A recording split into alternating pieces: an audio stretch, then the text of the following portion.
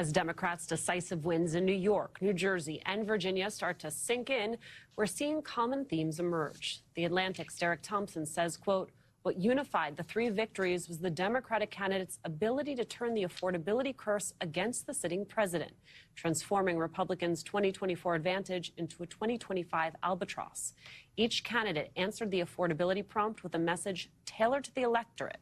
Affordability is a big tent. Joining us now, Terrance Woodbury, pollster and partner at Hit Strategies, and Aaron Smith, co-founder of the Young Men Research Project. Well, greetings and salutations. Let's just get you guys' take on what happened on Tuesday and juxtaposing it with, again, the news we're learning is we're coming on air tonight that an appeals court has denied the president's appeal to not fund SNAP. So he has now appealed the appeal to the Supreme Court, and he is asking the Supreme Court to step in by 9 p.m. this evening to bar the Trump administration from funding a program that helps feed 42 million people in this country. I mean, well, look, we know that Donald Trump's approval rating is abysmally low right now. 56% of Americans disapprove, and that's because we see a lot of erosion from that coalition that elected him to bring down costs. And instead of doing that, we see him focused on building a golden ballroom. We see him focused on bailing out Argentina. We see him focused on anything but bringing down costs. And so what Democrats saw on election night was that there was the ability to reassemble that coalition. 22% increase amongst Latino voters, 11-point increase amongst black voters, and 20-point increase amongst young voters. These were the voters that have been eroding from the Democratic coalition for the past few cycles. And with a message that was focused on affordability crisis, on a healthcare crisis, on a Donald Trump crisis, they were able to reassemble that coalition. Terrance, you mentioned young voters, and Aaron, and you were doing some research on this coming off of Tuesday's election results.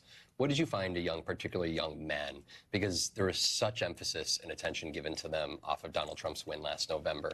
How malleable are young men, and how much should folks take away from what your research showed from this week? Yeah, it's a key swing group. Exit polls show that young men in Virginia, for example, went for Spanberger by 16 points. In New Jersey by 12 points for Mickey Sherrill, and Mamdani won young men by over 40 points. And remember, young men was a group that Trump won in 2024 by 5 points. So these are big swings that we're talking about. We've been seeing in the polls that support for Trump among young men has been going down, particularly among young Latino men. But this is the first concrete evidence that we've seen that it's translating into votes. And you might say these are blue states, but in even state like Virginia, where Democrats only won young men by 2 points in 2024, now they're winning it by over 15 points. So that is a big swing. Oh, well, Virginia became a blue state, even though they have a Republican governor.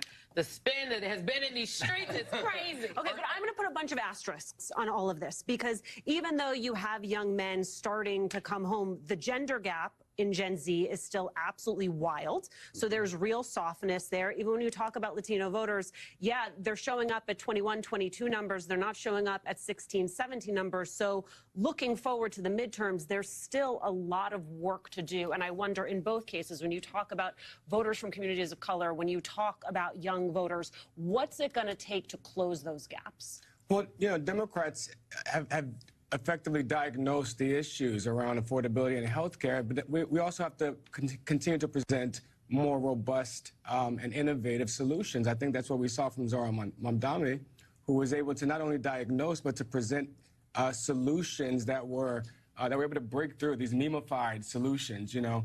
And a part of that is that, you know, young voters, especially young men, don't want to go back to the policies of the past. They don't want to restore what it was. They want to try something new. And we see candidates, we see elected officials like Zohran Mamdani, like Gavin Newsom, able to their ability to try some things, maybe some things that may not work, but they're willing to try some new things.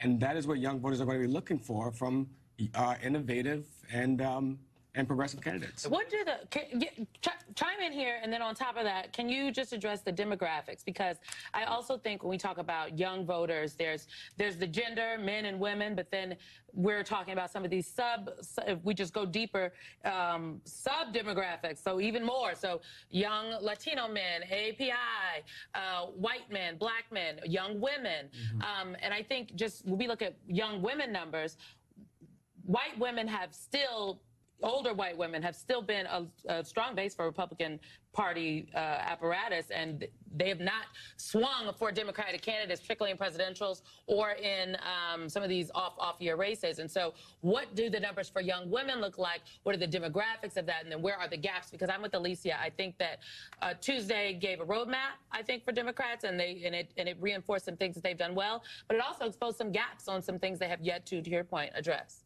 Well, we don't have all the numbers yet from these past elections. It is clear that young women broke strongly for Democrats in these elections, even more so than young men. They're very much the base of the Democratic Party. I think one issue that our polling shows that cuts across, though, is affordability.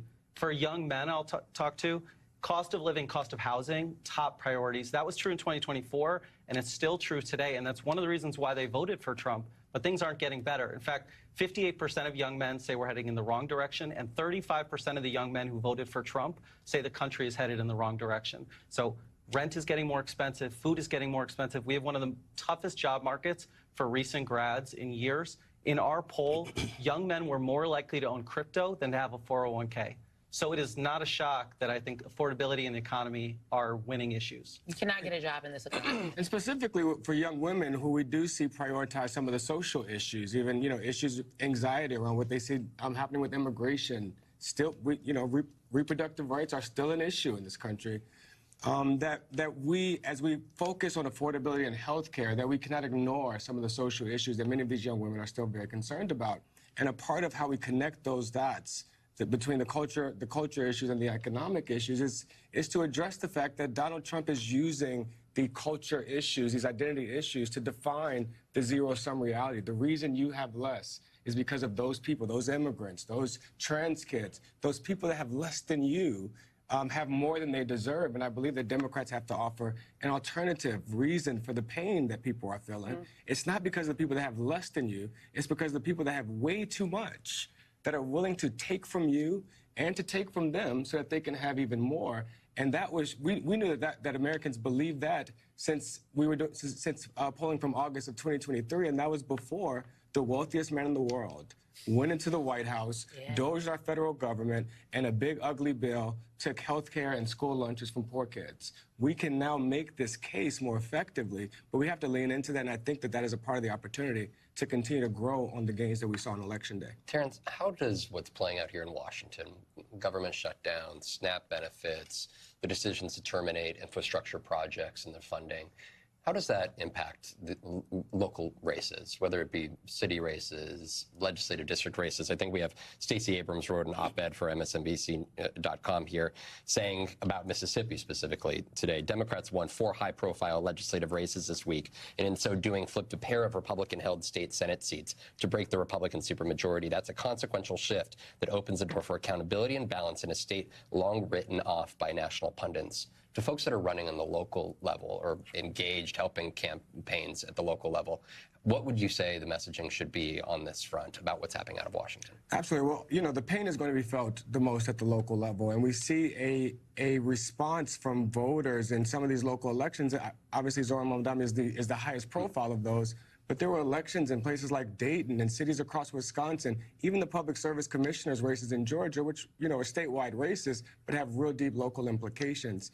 In all of those races, we saw that Democratic coalition reassembling, but also we saw a rejection of some of the establishment politics. Again, Zohran Mamdani is the example of that everyone knows nationally, but in Dayton, an incumbent was fired. In Atlanta, we saw a city council president race where a sitting city council member running for council president won by just 1,000 votes against a first-time candidate named Rohit Mayota.